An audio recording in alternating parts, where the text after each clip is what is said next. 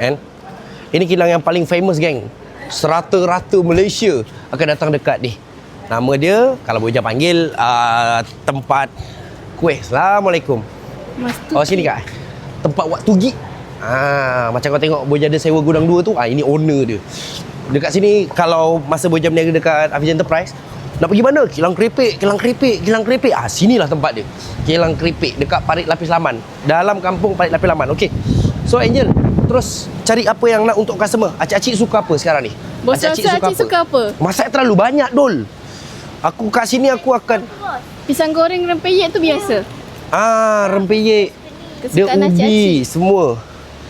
Sekejap Ambil. Lepas tu acik punya. Sekejap aku ambil bakul. Yat, ambil bakul Yat. Yat, Pisang salai Angel. ambil bakul. Cik ambil bakul cepat. Kita kena apa yang acik-acik suka. Mana yang bahagian tak Bagi power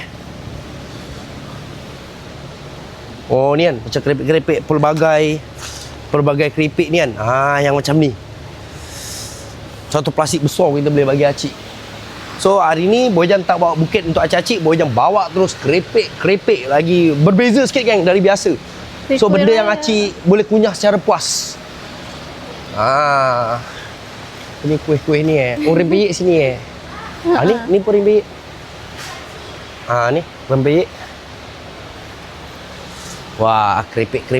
Mana Oyat Okey Oyat. Apa yang acik suka Oyat? Rokok pedas-pedas. 1, Cik suka pedas-pedas. 2, 3, 4, Pisang okey, tanduk. 5. Ni Oyat. Nah ni pisang salai. Pedas. Ni lagi cantik. Sini.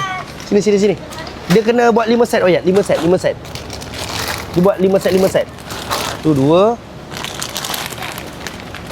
5. Dah 5. Ada yang bekas tak? 5 Okey. 5. Semua buat Dia 5-5. pemburung. Untuk acik-acik buat 5-5-5-5. Boleh lah Angel. Boleh. Untuk kita asingkan lah. Nanti nak acik-acik punya. Cepat gerak Oyat. Angel. Penuh jalannya.